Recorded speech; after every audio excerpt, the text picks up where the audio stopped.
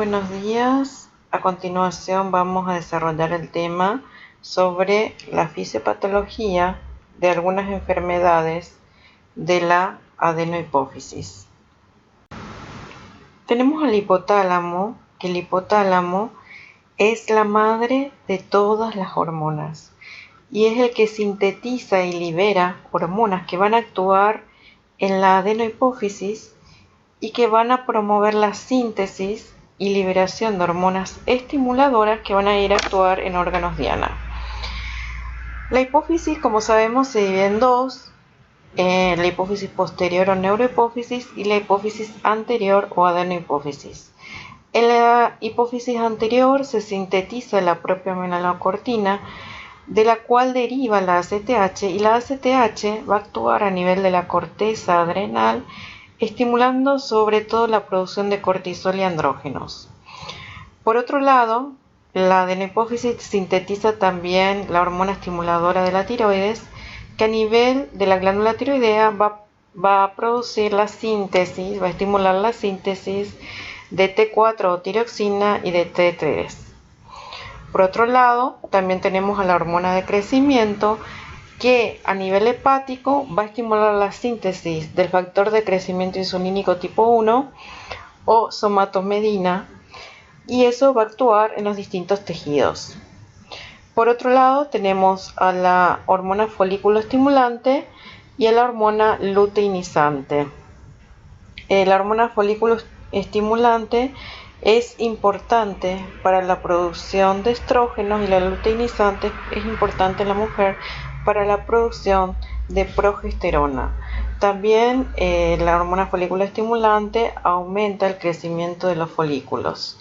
Y en el hombre, la luteinizante es importante para la síntesis de testosterona, y la hormona folículo estimulante es importante para la espermatogénesis. También existe otra hormona que se sintetiza en la adenohipófisis que se llama prolactina y que es la que estimula la producción de la leche durante la lactancia. En esta diapositiva podemos observar a las hormonas de la adenohipófisis y su función. Fíjense que la GH, como dijimos, estimula la producción de IGF-1 y también tiene acción propia sobre el crecimiento y el metabolismo. La prolactina estimula la producción de leche. Los derivados de la propia melanocortina, como la ACTH, estimula la síntesis de cortisol y de andrógenos en la corteza suprarrenal y es un débil estimulador de la aldosterona. La lipotropina tiene una acción lipolítica y aquí nos falta la hormona estimulante de los melanocitos, que también deriva de la propia melanocortina. La TSH tiene su acción sobre la glándula tiroidea, estimulando la síntesis y secreción de T4 y de T3.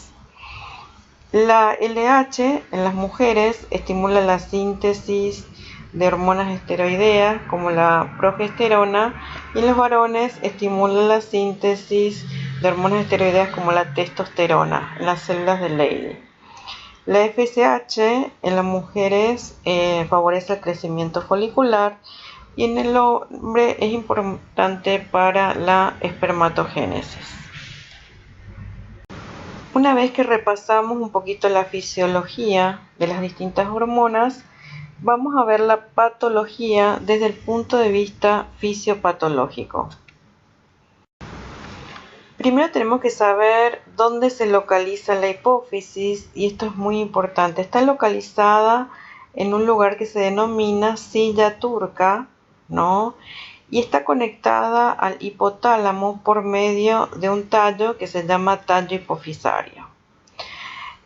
Por arriba, los límites, por arriba son el quiasma óptico, y a los lados tienen los senos cavernosos, que ustedes pueden ver acá, los senos cavernosos, la carótida interna, el tercer par, el cuarto par, el sexto par, las ramas oftálmicas y maxilar superior del quinto par, y hacia adelante el seno esfenoidal. Fíjense que es tan importante saber dónde se localiza y con qué estructuras se conecta o está cerca, porque si nosotros tenemos un tumor a nivel de la hipófisis que va creciendo, ¿no? Puede afectar nuestro quiasma óptico, puede afectar nuestra carótida, puede afectar nuestros pares craneales y de acuerdo a eso vamos a tener distintos signos y síntomas. Entonces, cuando nosotros hablamos de patología hipofisaria y sabemos que la hipófisis produce hormonas, necesitamos tener en cuenta dos aspectos. Primero, el tamaño de los tumores hipofisarios, ¿no? Y el tamaño cuando el tumor mide menos de 10 milímetros, se denomina microadenoma, y cuando mide más de 10 milímetros se denomina macroadenoma. Entonces, una cosa que nos fijamos es en la estructura del tumor y otra cosa es si el tumor es funcionante o es no funcionante. Entonces, esas dos cosas tenemos que tener en cuenta. Puede ser un tumor que no sea funcionante, que no libere ninguna hormona, o puede ser un tumor que sea funcionante y produzca en exceso algún tipo de las hormonas que estuvimos viendo. Generalmente los tumores de la hipófisis se denominan adenomas y son tumores benignos que pueden ser secretores o no secretores. ¿Y por qué se producen los adenomas? Y generalmente se piensa que tiene un origen clonal, que quiere decir que una sola célula, ¿no?, altera el control del crecimiento y regula la retroalimentación y da lugar a un crecimiento de esa estirpe celular y se denomina adenoma. Eso es lo más frecuente. También existen mutaciones genéticas donde hay un síndrome tumoral hipofisario familiar, pero eso es más raro. ¿Qué síntomas van a tener los pacientes que tienen tumores hipofisarios? Pueden tener manifestaciones del crecimiento de la masa intracraneal, o sea, del crecimiento del tumor hipofisario. Manifestaciones oftalmológicas, parálisis de los pares craneales, alteración del quiasma óptico, pérdida de la visión, alteraciones del comportamiento. Entonces aquí vemos la hipófisis en una resonancia magnética y también si es un tumor que segrega en exceso una hormona, podemos tener también, si lo que segrega en exceso es la GH, acromegalia o gigantismo. Si lo que segrega el tumor es prolactina, podemos tener una hiperprolactinemia. Si tenemos un exceso de ACTH, porque es un tumor que libera mucho ACTH, tenemos una enfermedad de Cushing. Si libera en exceso TSH, tenemos un hipertiroidismo secundario. Si libera en exceso gonadotropinas, tenemos una secreción inadecuada de gonadotropinas. Y también podemos tener alteraciones donde haya una alteración de la función, o sea, haya un déficit de la hormona. Entonces, cuando hay un déficit de varias hormonas, se denomina hipopituitarismo. También tenemos que cuando se afecta la neurohipófisis, que vamos a ver en la clase posterior, y hay una ausencia de ADH, se puede presentar la diabetes insípida. Entonces tenemos manifestaciones por exceso o por déficit de las hormonas. El cuadro clínico va a ser variado de acuerdo a la patología de nuestro paciente. Si tenemos una paciente que no está dando de mamar, no está embarazada y tiene secreción láctea por los pezones y tiene falta de menstruación o amenorrea, tenemos que pensar que puede ser algo o fisiológico o puede ser algún fármaco que esté tomando o si no un tumor hipofisario que produzca prolactina. Cuando hay un tumor que produce un exceso de GH se llama acromegalia, vamos a ir viendo en las diapositivas posteriores. Cuando hay un exceso de ACTH se produce la enfermedad de Cushing. Cuando hay un exceso de TSH se produce un hipertiroidismo secundario. Recuerden que llamamos en endocrinología primario cuando se afecta, por ejemplo, en este caso, la glándula tiroides, secundario cuando la afección o la patología que está produciendo la enfermedad se localiza en la hipófisis, y terciario cuando la patología que está produciendo la enfermedad se localiza en el hipotálamo. También tenemos síndromes neurológicos cuando hay un crecimiento del tumor dentro de la silla turca, puede comprimir ciertas estructuras y dar cefalea, puede comprimir el quiasma óptico y dar mianopsia bitemporal, o afectación de los pares craneales, o epilepsia, o alteración de la personalidad, o una hipertensión endocraniana que a veces ocurre cuando los tumores en la hipófisis sangran, entonces aumenta rápidamente el tamaño y eso entonces puede dar una hipertensión endocraniana. También tenemos que los tumores, ¿no?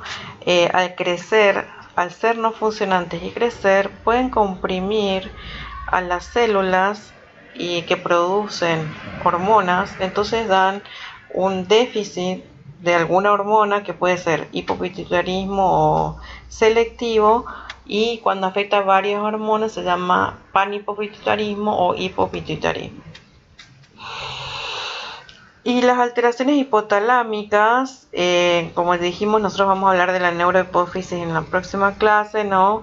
Pero cuando se afecta la neurohipófisis, podemos tener dos patologías que son la diabetes insípida o el síndrome de secreción inapropiada de ADH.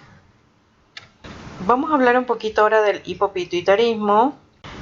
El panhipopituitarismo es un síndrome clínico insidioso, lento, que independientemente de la causa que lo produce, suele iniciar con síntomas y signos de hipogonadismo, después seguidos de hipotiroidismo y finalmente hipoadrenalismo. Hay un déficit hormonal. ¿Qué síntomas va a tener nuestro paciente si tiene hipogonadismo? La FSH, la LH van a estar bajas, la testosterona en el hombre va a estar baja y los estrógenos y la progesterona en la mujer va a estar baja. Por lo tanto, el hombre no va a tener erecciones y la mujer no va a poder menstruar. Si tiene hipotiroidismo, son los síntomas y signos del hipotiroidismo: cansancio, debilidad, bradisiquia, bradilalia, ¿no? Etcétera. Y hipoadrenalismo, la presión baja, ¿no? Decaimiento, cansancio, hipotensión ortostática, etcétera. ¿Cuáles son las causas de hipopituitarismo, no? O sea, en primer lugar, fijémonos que son los tumores hipofisarios. Estos tumores generalmente crecen y al crecer comprimen las células que producen las hormonas. Entonces, estas células sufren apoptosis y entonces hay un déficit hormonal. También puede ser el tumor extracelular, el síndrome de Sheehan que vamos a ir viendo y la histiocytosis. Los síntomas del paciente van a depender de las hormonas que el paciente tenga un déficit. Si tiene un déficit de gonadotropinas, va a haber amenorrea, que es ausencia de menstruación, e infertilidad. En el hombre va a haber disminución de la libido e impotencia, y también disminución de la barba, disminución de, por ejemplo, cada vez se afeita menos, antes se afeitaba todos los días, ahora cada mes, ¿no? La piel más fina, ¿no? Menor vello, etc. Cuando hay un déficit de la hormona de crecimiento en los niños, va a haber un retardo del crecimiento, el niño no va a crecer en forma adecuada, y en los adultos puede haber fatiga o repartición androide de las grasas. Cuando hay un déficit de prolactina, por ejemplo, una mujer que dio a luz, ¿no? Que tendría que tener la prolactina alta con la succión del pecho, y encontramos que no tiene leche, que la prolactina está baja, ¿no? Eso es un cuadro llamativo que hay un déficit de prolactina. Si el paciente tiene un déficit de TSH, va a tener signos y síntomas de hipotiroidismo. Si el paciente tiene un déficit de ACTH, va a tener signos y síntomas de déficit de cortisol y de andrógenos. Por lo tanto, va a tener fatiga, anorexia, va a perder peso, va a disminuir la pigmentación de la piel y de la areola. Recuerden que la hormona estimulante de los melanocitos también se libera junto con la ACTH, entonces va a haber un déficit de esa hormona.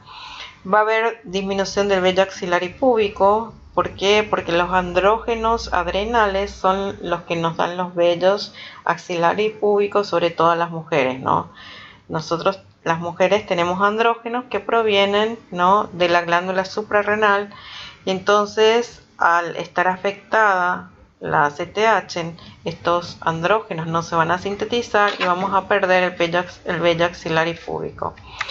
La paciente también puede tener hipoglicemia o glucemias normales o muy bajas. ¿Por qué? Porque el cortisol, sabemos por fisiología que aumenta la gluconeogénesis. Entonces, al ver un déficit de cortisol, la paciente va a tener, digamos, las glicemias normales o normales bajitas.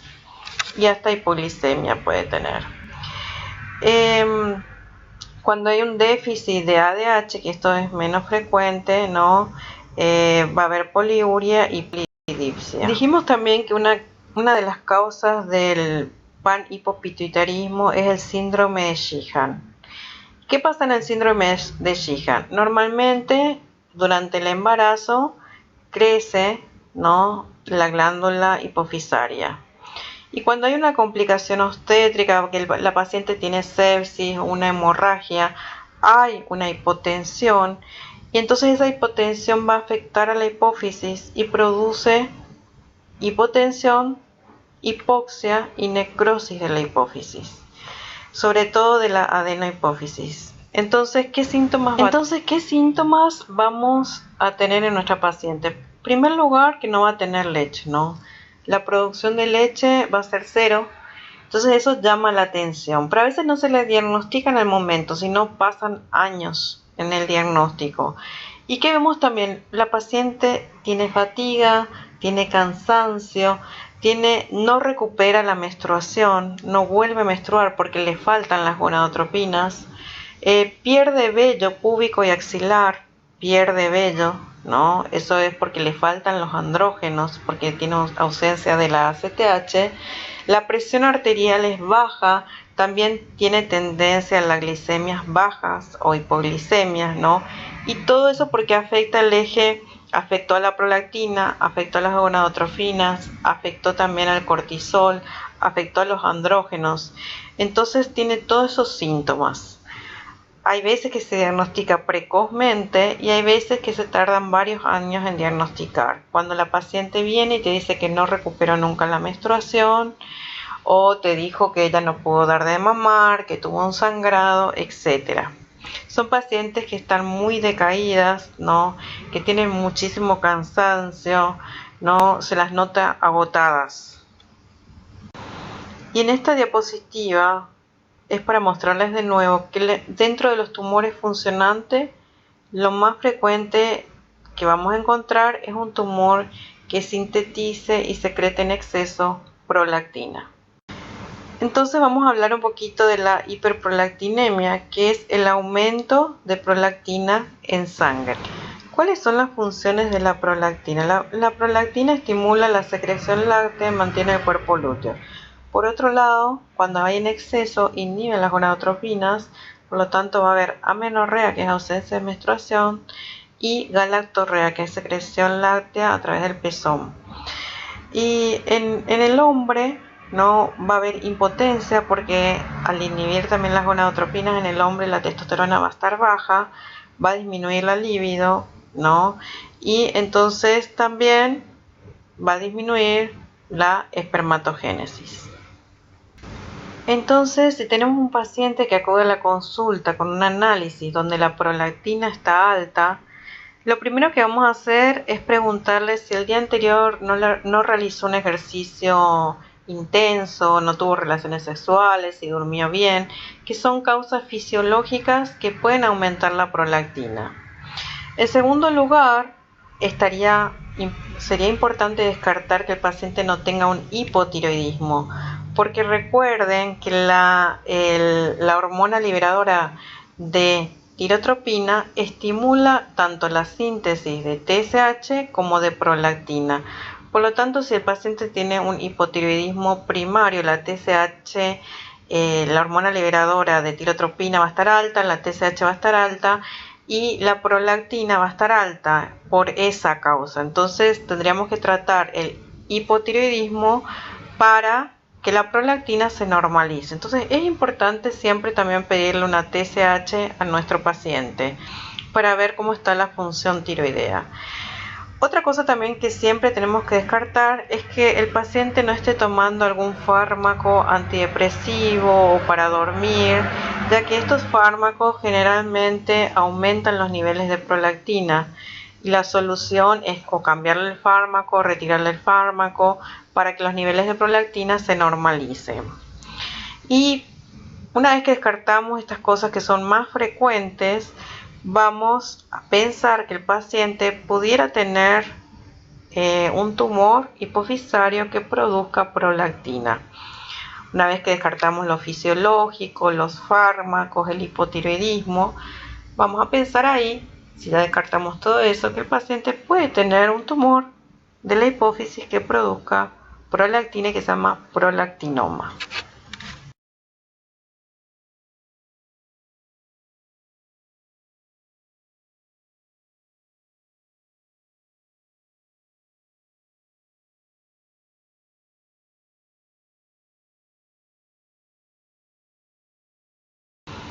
¿Por qué consultan los pacientes? Generalmente las mujeres consultan por amenorrea, o sea, falta de menstruación, o por galactorrea, secreción láctea a través del pezón, o irregularidades menstruales, hirsutismo. El hirsutismo es un vello anormal, grueso, que aparece generalmente en el bigote, en el mentón, en la línea alba, en las mujeres, y que es patológico por las características del vello. No es un vello fino, es un vello grueso que aparece en esos lugares.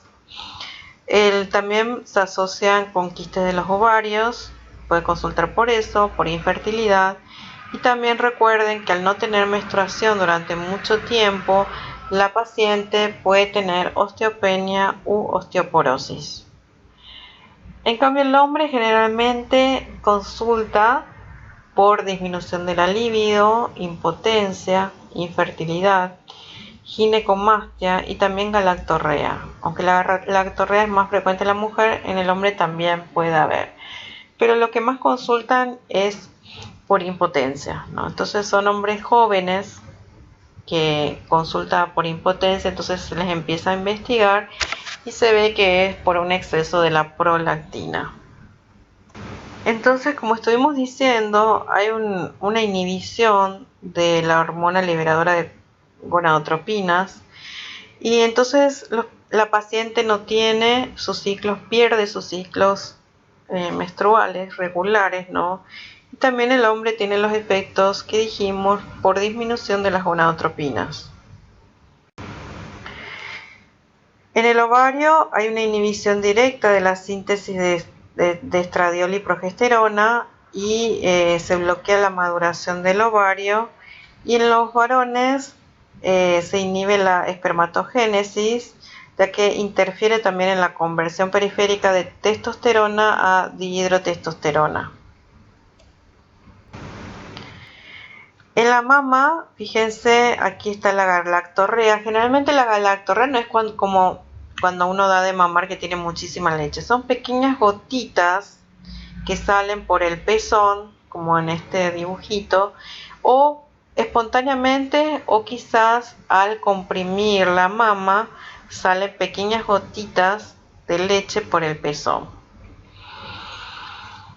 Y como dijimos, en el hueso, a través de la paciente no tiene menstruación, no produce estrógenos, no produce progesterona, va a producir una pérdida de masa ósea, dando osteoporosis u osteopenia. Aquí tenemos las manifestaciones clínicas de acuerdo a la frecuencia que se presenta en hombres y en mujeres. En la mujer consulta más por irregularidad menstrual, galactorrea o infertilidad, y el hombre por impotencia, cefalea y alteraciones visuales. Los hombres tardan más en consultar que las mujeres, por lo tanto a veces el tumor, el hipofisario en los hombres es mucho más grande que en las mujeres, porque a las mujeres se le diagnostica más precozmente porque consultan antes. Y por último, con respecto a los prolactinomas, mencionar que la mayoría, lo más frecuente es que sean microadenomas, o sea que el tumor que produce prolactina sea menor de 1 centímetro, pero también puede ser un macroprolactinoma, o sea que el tumor sea mayor de 1 centímetro, ¿no? Pero lo más frecuente es que los tumores, cuando se diagnostican, los tumores midan menos de 1 centímetro. Cuando hay un exceso en producción de hormona de crecimiento por un tumor hipofisario, tenemos una patología que se denomina acromegalia, que es cuando la persona que tiene la enfermedad es una persona adulta donde el cartílago de crecimiento está cerrado. Y se denomina gigantismo cuando la enfermedad se inicia en la etapa de la niñez, el cartílago de crecimiento está abierto, entonces vamos a ver que estos pacientes tienen una altura que no es normal, ¿no? Sobrepasa la altura promedio normal de cualquier persona. Para recordar un poquito la fisiología, tenemos que en el hipotálamo se produce la hormona liberadora de hormona de crecimiento y esta a su vez en la hipófisis va a producir la hormona de crecimiento. Esta a su vez en el hígado va a producir la IGF-1 y la proteína que transporta al IGF-1 y esto se llama factor de crecimiento insulínico tipo 1. Y tanto la GH como la IGF-1 van a tener acciones a nivel muscular, a nivel del hueso, y tenemos un inhibidor de la hormona de crecimiento que es la somatostatina, que se produce en el hipotálamo y en el páncreas, y es el que inhibe a la hormona de crecimiento y a la hormona liberadora de la hormona de crecimiento. ¿Qué funciones tiene la hormona de crecimiento? La hormona de crecimiento estimula el crecimiento, la división celular, incrementa la velocidad del transporte de aminoácidos y proteínas, ya que es una hormona anabólica, forma tejidos, forma hueso, incrementa el metabolismo de las grasas, típicamente aumenta durante el sueño, durante la fiebre. También se secreta en exceso cuando hay desnutrición. Y la GH, como dijimos, llega al hígado y sintetiza IGF-1 o somatomedina, también se llama, y esto también va a tener su acción en el hueso para favorecer el crecimiento óseo. Fíjense acá que la secreción de la hormona de crecimiento es variable, es pulsátil y que varía durante todo el día. Generalmente, como dijimos, aumenta después de las primeras 2 o 3 horas de sueño. También es importante saber qué factores aumentan la secreción de GH, como dijimos, el sueño, el ejercicio, el estrés, la hipoglicemia, ciertas hormonas, la grelina, el estrógeno, neurotransmisores, también la disminución, digamos, de la ingesta, la anorexia nerviosa, la desnutrición, la insuficiencia renal crónica. Entonces, todos estos factores tenemos que tener en cuenta para diagnosticar nosotros un paciente que tiene exceso de GH para hacer el diagnóstico de acromegalia. Y aquí tenemos los efectos metabólicos de la GH y de la IGF-1 a nivel del metabolismo de los carbohidratos, lípidos y proteínas. En los carbohidratos, ambas, GH y IGF-1, aumentan las reservas de glucógeno hepático. En el metabolismo de los lípidos, la GH aumenta la lipólisis y aumentan los cuerpos cetónicos plasmáticos. Y en el metabolismo de las proteínas, ambas aumentan la captación de aminoácidos, la síntesis de proteínas y disminuyen la excreción de nitrógeno. La causa de la acromegalia en el 98% de los casos es un tumor hipofisario de más de 1 centímetro, o sea, un macroadenoma que produce en exceso GH. Puede existir otras causas, como por ejemplo una secreción aumentada de la hormona liberadora de la hormona de crecimiento de origen hipotalámico o una producción ectópica por algún tumor mesenquimatoso de la hormona de crecimiento. Los signos y síntomas que va a tener nuestro paciente con acromegalia va a depender de las funciones de la GH y del exceso de la misma.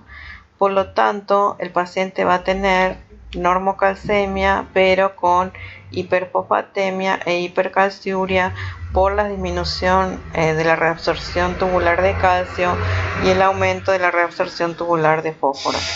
Por otro lado, a nivel del metabolismo de los carbohidratos, el paciente va a tener resistencia a la insulina, puede tener una glicemia basal alterada o puede tener una diabetes secundaria a la acromegalia.